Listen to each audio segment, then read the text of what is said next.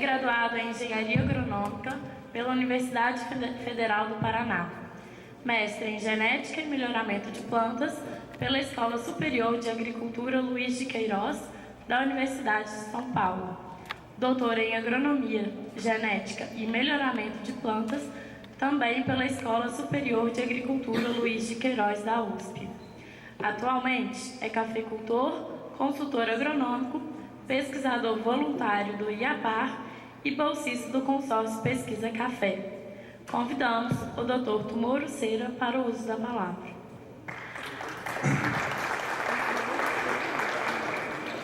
Boa tarde. Vou falar sobre a biodiversidade na pesquisa de café para o estado do Paraná. Bom, para quem não conhece Londrina, então o IAPAR, a sede do IAPAR está em Londrina, né? E essa é a sede principal do IAPAR. Biodiversidade e Cafeicultura do Paraná, vamos ver aqui. Tá aqui. Como é que é o negócio? Ah, certo. Agora entendi. Bom, como introdução, o melhoramento genético, o objetivo do melhoramento genético do café no Paraná é cultivares para cafeicultura modelo Paraná. É diferente com relação à cafeicultura modelo Brasil, né? Que é para grandes áreas. No Paraná, a predominância é propriedades cafezais menores do que 10 hectares. Cerca de 90% são abaixo de 10 hectares. Então, o cultivo de café é adensado, né? Os plantios largos estão deixando de ser cultivado por problemas custo alto e produtividade baixa. Então, só que, ultimamente, somente o café adensado não tem sido suficiente para manter a rentabilidade por causa dos preços baixos e elevação dos custos. Então, com isso, estamos sendo obrigados a mecanizar completamente o café adensado de 2,5 metros, 3 metros, e principalmente os de 2 metros. Estamos evoluindo para cafeicultura de 2 metros por meio, 10 mil plantas por hectare, para 2,5 metros por meio, 8 mil plantas por hectare. No caso de grandes empresas, como 100 hectares de café adensado, iria para 3 metros por meio, 6 mil plantas por hectare. Os objetivos gerais: aumento da produtividade, melhoria da qualidade e redução de custo de produção por saca, tanto por produtividade como por mecanização e outras práticas.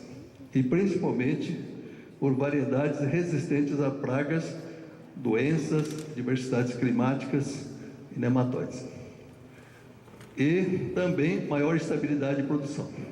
Aí entrariam problemas climáticos como a seca e as geadas. Bom, os problemas, a nossa cafeicultura é gigantesco, como em toda parte, né? Enumerei 15 problemas, mas não valeria a pena enumerar todos esses aqui, né? Mas é bastante parecido com a cafeicultura brasileira. Entrando já para a biodiversidade no melhoramento de café do Paraná. Então, como em todos os programas de melhoramento, a diversidade é a matéria-prima principal para o sucesso de um programa de melhoramento. Nós conseguimos um banco de germoplasma razoável, né? Principalmente produções recebidas do Instituto Agronômico de Campinas, do CIFES de Portugal, da EPAMIG, Procafé e também da Incaper e outros. Então nós estamos com, resumidamente, acessos etíopes da FAO da primeira coleta, 8 espécies de cófea, 10 interespecíficos, mais de 40 cultivares, mais de 300 híbridos, mais de 800 seleções, todas com características bem diferenciadas. Bom, aqui é uma ideia de como é que o banco germoplasma. Tem o cófea arábica, porte alto, porte baixo, cófea canéfora, cófea capacata, cófea canéfora de outra variedade robusta e cuiu, cófea eugenioides, cófea racemose, cófea ibérica, variedade de Bevrey. Bom, para entender como é que o processo de melhoramento genético, obtenção de cultivar do tipo linhagem, né? Então, nós normalmente levamos 35 anos a partir do cruzamento inicial e introdução de material, né? Então, 35 anos, desde que não faltem recursos humanos e materiais. Mas, como não é novidade, o que mais falta para nós é recursos humanos e materiais. Então, nós temos trabalhado com escassez falta de gente e falta de dinheiro. Então, fazemos melhoramento genético sem dinheiro e sem gente, como todos nós, né? Então, no trabalho de tese de mestrado e doutorado que fizemos no IAC, né, com a ajuda do Instituto Agronômico de Campinas, né, o Fazoli está aqui, ajudou bastante na época, né, então foi aperfeiçoado na época a questão de ciclo bienal de produção e reduzir o tempo gasto no cultivar do tipo linhagem. Então, com isso, nós praticamos no IAPAR desenvolvimento de cultivar do tipo linhagem em 15 anos, ao invés de 30 anos ou mais, e com recursos escassos. Então, resumidamente, né, cada geração, em vez de 6, 7 anos, são 3 anos, né? E quando chega na geração F4, F5, para lançar cultivar na geração F6, né? Então, fazemos ensaios regionais, unidade de demonstração, avanço de geração, de uma outra versão melhor de cultivar em lançamento e campo de semente simultaneamente para chegarmos em lançamento antecipado de cultivares. Então, por isso que em 30 e poucos anos temos 15 cultivares registrados no Ministério da Agricultura, com uma equipe pequena. Bom, todo programa de melhoramento busca produtividade. É o que reduz mais o custo de produção por saca beneficiada, muito mais do que a mecanização. Além disso, melhorar a qualidade. Então, falando de produtividade, enfrentar a situação de preços baixos, que seria muito pior do que as geadas, falta de gente, né? Então, buscamos produtividade. Nós não temos escala diária, não temos propriedade de 50 hectares, 100 hectares ou 1.000 hectares de café. São propriedade de 10 hectares. Então, nós temos que dar escala econômica. Para dar escala econômica, aumentamos muito a produtividade com café adensado. Em vez de produzir, vamos pôr no café irrigado no nível excelente. Não vamos falar de café no nível bom, ótimo, excelente, mas irrigado, não é nem sequeiro. Então, se no 3,5 metros, 50 sacas beneficiadas por hectare, no 3 metros para 100 hectares seria 65 sacas beneficiadas por hectare por ano. Média da propriedade e a média de 10 anos. No 2,5 metros para a média propriedade, ou pequena, seria 80 sacas beneficiadas por hectare por ano. Mas no sequeiro seria 50 sacas somente. Mas seria muito melhor do que 30 sacas, que é o mínimo para empatar com o custo de produção atualmente. Nós teríamos espaçamento de 2 metros entre ruas para propriedades familiares, mas com a escassez de mão de obra, não é escassez, falta de mão de obra, está completamente inviável tocar 5 ou 10 hectares de café no 2 metros entre ruas. Mas a maioria é 2 metros, então nós temos que mecanizar. Então, melhoramento genético entra aí para adequar os cultivares para a mecanização, né? E mantendo a produtividade alta no 2,5 metros entre ruas. Mas aqui já seria 95 sacos beneficiados por hectare. Uma coisa assim, irrigado. Então é diferente é uma cultivar do tipo linhagem, não é clonal e não é irrigado.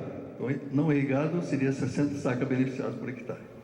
Seria viável, mas não está dando para colher esse café, não está tendo gente para colher, e muito menos a varreção. Então nós temos que mudar essa nossa cafeicultura, né? E para isso precisamos da biodiversidade em café. Então vamos ver como é que está a nossa biodiversidade dentro do potencial genético produtivo do coffee arábica, que é muito alto, né? Então, se nós colocarmos o café arábico no adensado irrigado, a média de 4 safras em 20 hectares, já chegamos em 127 sacas beneficiados por hectare por ano. Então, o arábica tem potencial sem ser clonado. Então, é que nós estamos comparando o café do sequeiro com irrigado. Café do cultivar do tipo linhagem com cultivar clonado. Então, aí não está correto, né? A comparação não é válida. Bom. Então, aqui é uma ilustração de como está os problemas da cafeicultura que tira a produtividade, que aumenta o custo de produção por saco e que reduz a qualidade. E tira a rentabilidade da nossa cafeicultura, embora tenhamos potencial produtivo muito alto, similar ao canéfora. Então, temos problemas graves como a ferrugem, que equivalem a uma geada severa por ano. O geada é cada 6 anos. E o dano médio seria 30%. A ferrugem nos causa dano de 50% ao ano. Roseliniose, fusariose, antracnose, nematóides, bicho mineiro, broca, etc. Sem falar da inadequação à colheita mecanizada. Bom, atacando pelo problema antigo nosso, ferrugem. Já tivemos a época que ferrugem era considerado fator assim que poderia levar a inviabilidade da cafeicultura brasileira. Então, teve época que investimos maciçamente no desenvolvimento de cultivar resistente à ferrugem. Mas hoje, felizmente, nós temos dezenas de cultivares com diferentes graus e espectro de resistência no Brasil. Mas posso destacar aqui cultivares com resistência durável à ferrugem. Resistência que está durando mais do que 30 anos. É o caso do Iapar 59, PR98, IPR 104 e o 105, que apresenta resistência durável por mais de 35 anos. Então, são poligenes, não é poligenes, são genes verticais maiores trabalhando como poligene. Tem 5 genes verticais trabalhando simultaneamente. Então, para quebrar isso, teria que ter 5 mutações simultâneas. E isso não ocorre na prática, né? Teoricamente não ocorreria.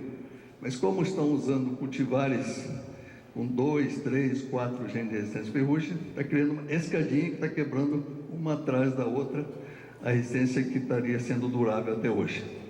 Mas essas cultivares têm sido resistentes à super raça que surgiu lá na Índia. São umas três cultivares que sobrou. Colômbia quebrou, Costa Rica 95 quebrou, né? E outras também. A ameaça de quebra por escadinha de genes. Então, além disso, é um programa de melhoramento grande, antigo, né?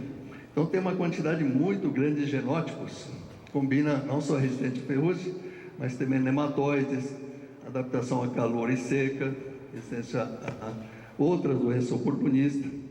Então, tem uma quantidade grande de F2 de cruzamento em Iapar T9, cruzado com o fator SH1, 2, 3, 4, e também F1 do Iapar T9 com IPL 105, que tem um gene também de resistência durável do fator SH3. Bom, aí está. Esse é o resultado da diversidade genética que tivemos graças ao intercâmbio de germoplasma que tivemos nos anos 70. Hoje está bastante difícil esse intercâmbio de germoplasma, né? Então, o IPL e a parte T9 mantém a resistência durável e mantendo produtividade. O 107 é o cruzamento do Iapar T9, que tem o gene de resistência durável, cruzado com o mundo novo. Então, tem uma característica do mundo novo com relação à parte aérea sistemático, ramificação do mundo novo, porte baixo e resistência, por enquanto, durável à ferrugem. Acredita que tenha 4 genes de resistência à ferrugem, não 5. 98 é irmã do Iapar T9, e também irmã do IP, da cultivar Tupi, do IAC. Bom, outro problema que nós enfrentamos nos últimos 35 anos, geadas, né? Então, a geada foi o principal fator que determinou a mudança da cafeicultura do Paraná para Minas, Espírito Santo. Naquela época, a política do governo era isso, é proibido plantar café no Paraná. Quer dizer, oficialmente não, mas na prática sim. Então, o pessoal proibiu-nos de fazer desenvolvimento de cultivar resistente à geada. Fizeram uma viagem do Rio de Janeiro até Londrina para falar essas coisas. Mas o Mundo Novo já é resistente, não precisa melhorar.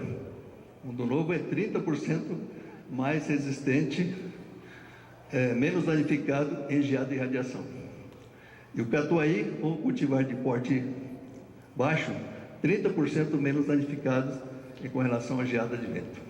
Então, com isso, já conseguimos uma tolerância de 30%, plantando variedades altas em lugares baixos e variedades baixas em lugar onde ocorre mais geada negra de vento. Bom, depois continuamos trabalhando com genótipos de coffea libérica e racemosa, que em 75 mostrou 30% mais resistente à geada, o libérica, e coffea racemosa 50% melhor. Então aí nós estamos trabalhando com aramosa, né? E o IPR 105 e o 100, que tem o gene do coffea libérica, fator SH3.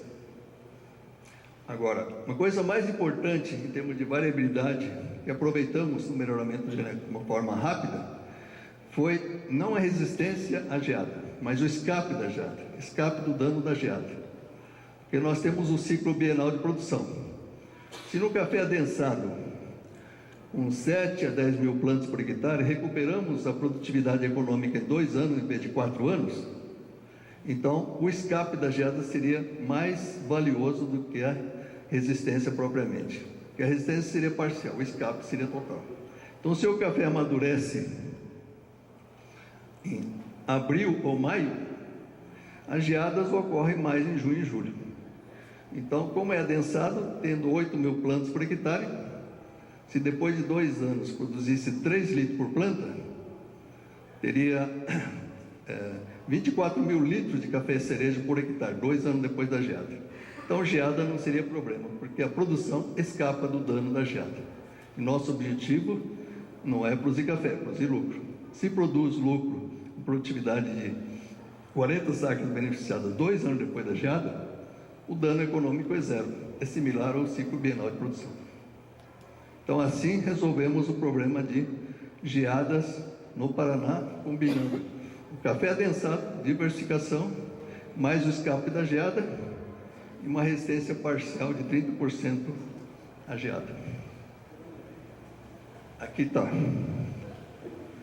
Catuai amadureceria aqui, IPR 103 também. O IPR 99 em julho, o 107 em junho. Em maio, nós temos um híbrido aqui que é experimental, né? Que é cruzamento do Icatu precoce cruzado com o Iaparcenol. Então, o Icatu precoce de porte baixo que amadurece em maio. E aqui em abril nós vamos ter cultivar do tipo linhagem do grupo Aramosa que amadurece em abril. E resiste mais ao calor e seca. Então, com isso, né, aproveitando essa diversidade disponível, o nosso banco germoplasma, estamos encaminhando rapidamente esse problema de geadas como sendo um problema tolerável para a nossa cafeicultura. Então, coloca-se variedade de porte alto, onde geia mais, variedade de porte alto resiste mais à geada, variedades precoces que escapam do dano da geada sobre o fruto verde embaixo, e onde ocorre mais geada, variedades tardias. Então, com isso, combinando o melhoramento genético com manejo, planificação da lavoura, convivemos perfeitamente com as geadas. Nosso problema não é geada, é falta de mão de obra ou preços baixos. Outro problema desde os anos 70, nematóides, né? O Fazoli está aqui, trabalhou muito tempo, né? Até hoje o pessoal utiliza o Apoatan como a melhor solução para nematóides, né? Mas, nos últimos tempos, começou a disseminar bastante meloidógeno paranaense de outros tipos, né? Inicialmente pensava que era um tipo, mas hoje sabe-se que temos 3 tipos diferentes, podendo chegar a 5 tipos diferentes de meloidógeno paranaense. Então, estamos trabalhando com, além do porta-enxerto Apoatan 2258, IAC 2258, que existe o meloidógeno corre da raça 1 e 2, e meloidógeno paranaense em 60% dos casos, né? Então, começamos a trabalhar com outras cultivares. O Iapar 59, né? O pessoal do Icafé descreveu como sendo café e Epamig, né? Descreveu como 100% dos casos resistente à amiloidose exígua. O IPR-100, que foi recém-lançado, né? Ele resistente à amiloidose incógnita, ração 1 e 2 em homozigose, e amiloidose paranaense a 90% dos casos, desses 5 biotipos que temos provavelmente no Paraná.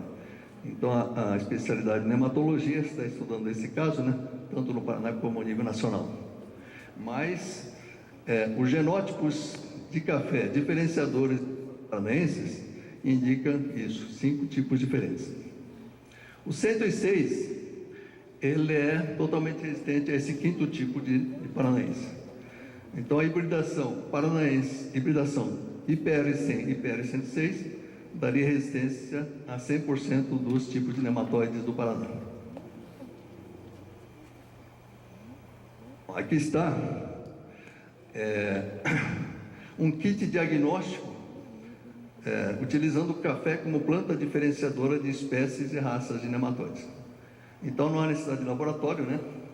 Então, utiliza cultivar. Cultivar é Catuai é suscetível, o Obatã e o Tupi são parcialmente resistentes, né? Agora, a Poatã é padrão resistente, está aqui, IPR-106. Tem mostrado os mais resistentes e o IPR-100. Então, em questão de 6 meses de campo, o próprio agricultor chega à conclusão de qual é a cultivar que é resistente àquele nematóide ou a mistura de raças e espécies de nematóides.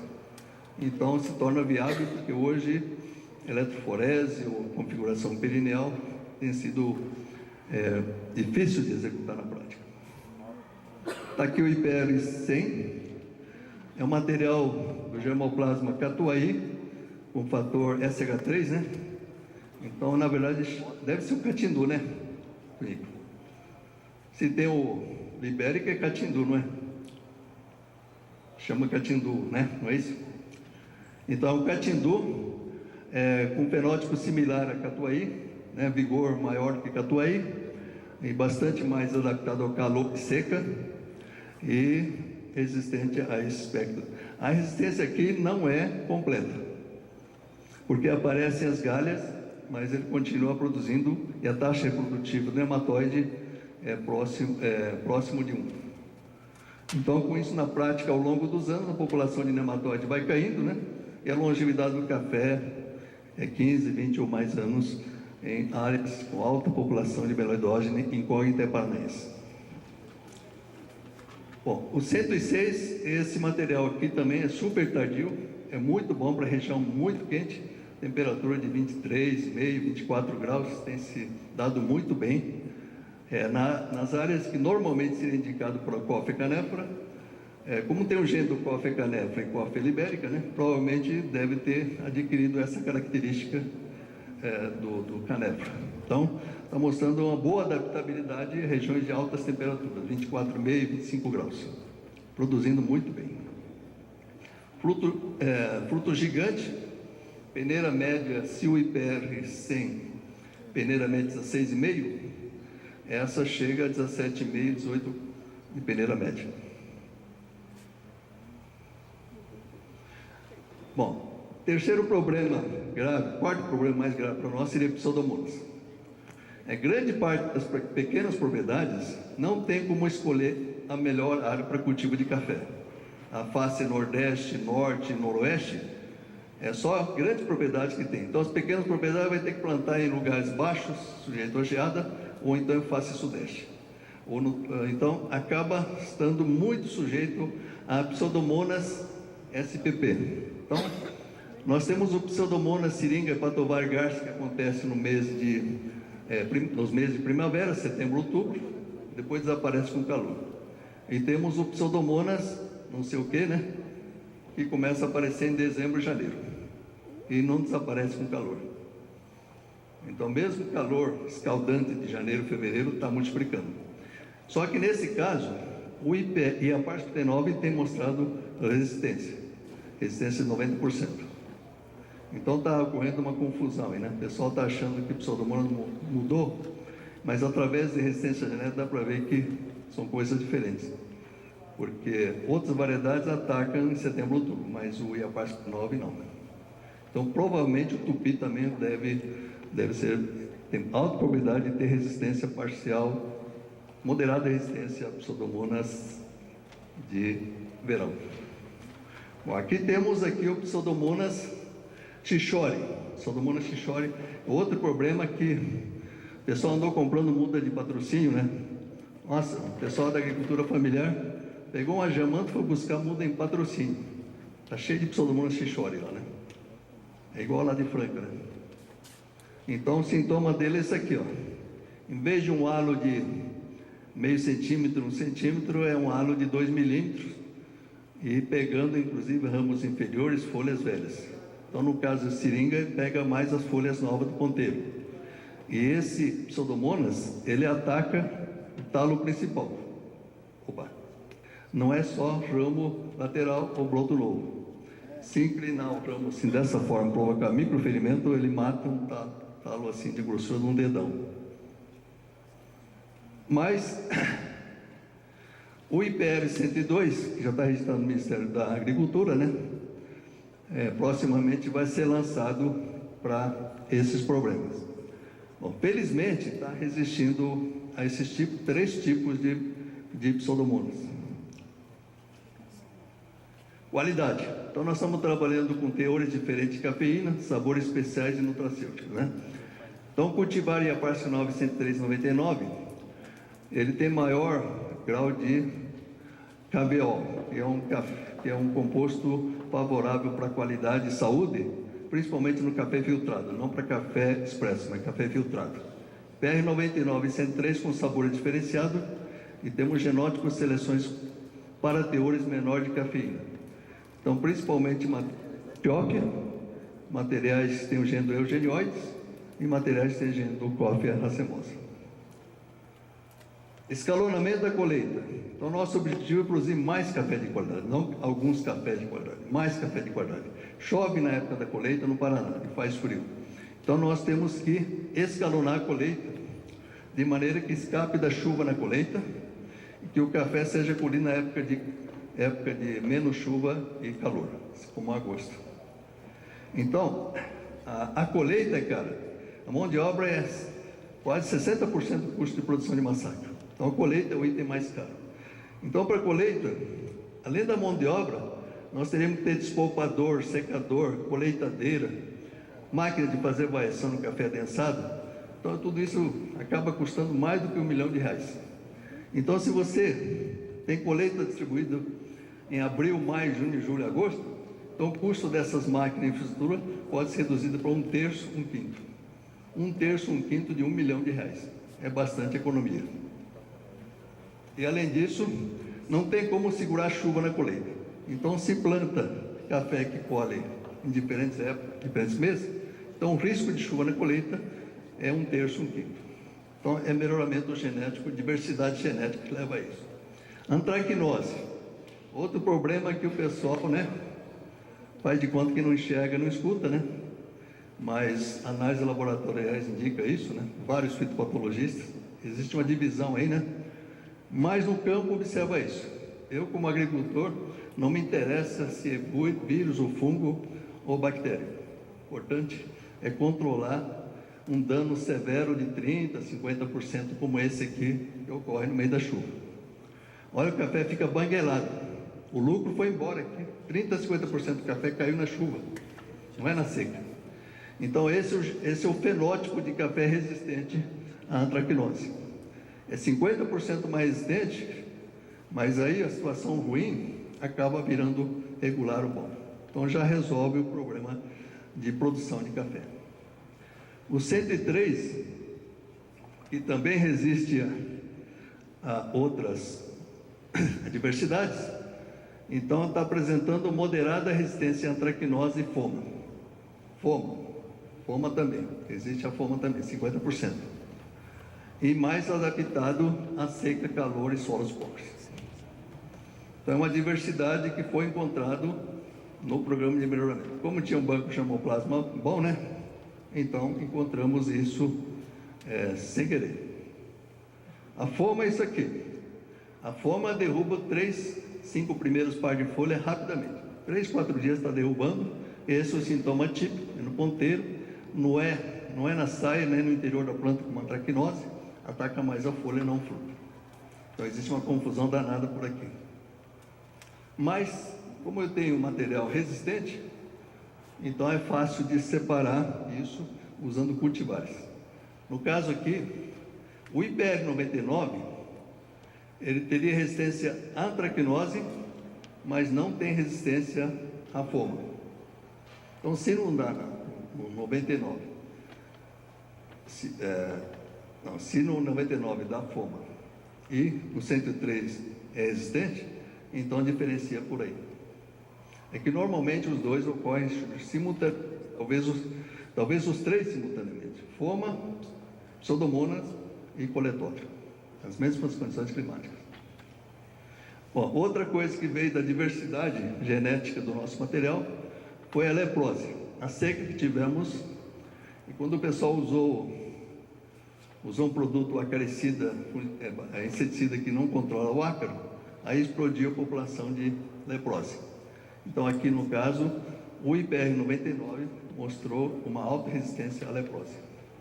Mais uma diversidade que pode ser aproveitada num material que já tem uma alta produtividade e qualidade.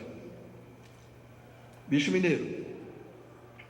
Então nós recebemos o material genético do Instituto Agronômico de Campinas, nos anos 70, e trabalhamos ela, um material que não tinha produtividade, o sabor era simplesmente horroroso, pior do que péssimo, Então aí começamos a fazer o retrocruzamento para coffea arábica.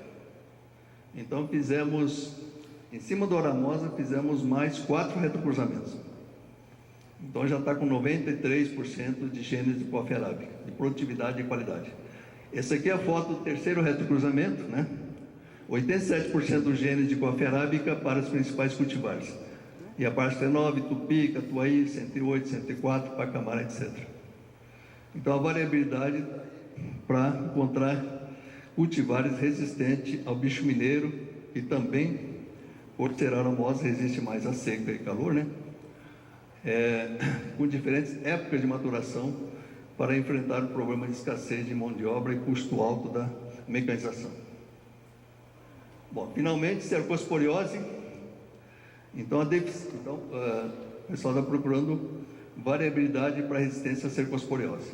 Então, me parece uma resistência quantitativa, qualitativa não é. Então, temos no nosso germoplasma genótipos, seleções cultivares que são 50% mais e menos suscetíveis. Então, dá para selecionar aí, nessa variabilidade.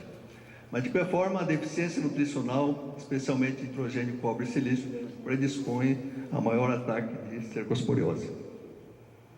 Bom, outras características gerais de seleção: tamanho dos grãos, Esse aqui é um Pacamara de peneira 20, 22. Esse aqui é o Mundo Novo, peneira 16. Então, a diferença do Pacamara. Então, a variabilidade do tamanho de frutos, todos os materiais são avaliados para isso.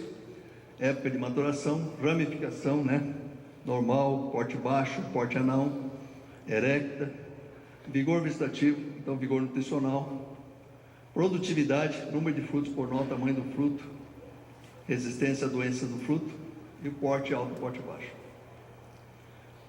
Bom, aqui eu não vou nem falar, porque a lista é grande, principais resultados obtidos, Então, mais ou menos é o que falei já, Então, nós temos, resumindo, temos resultados do melhoramento genético para geada, nematóides, colheita escalonada varietal, resistência durável à ferrugem,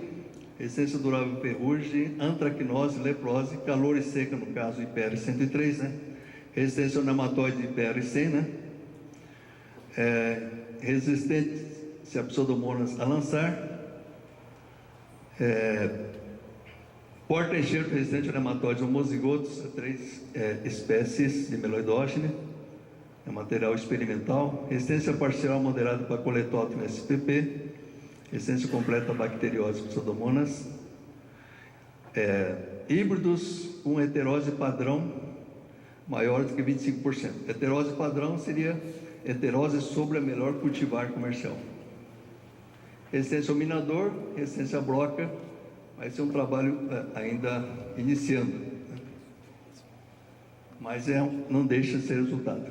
Bom, o que é necessário em termos de diversidade genética para o nosso programa de melhoramento daqui para frente, nos próximos 20 anos, né? Então, arquitetura para cultivo intensivo, né?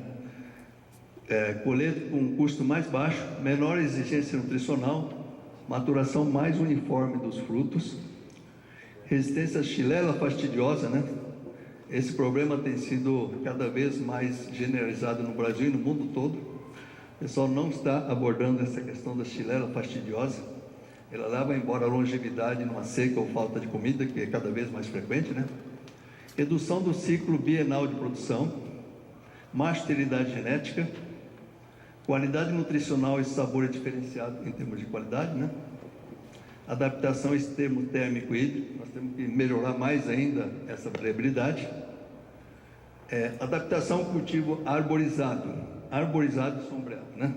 Então, cada vez mais o pessoal demanda para o cultivo arborizado. Então, o cultivo arborizado leva a alongamento do internode, então tem que ser cultivado do tipo anão.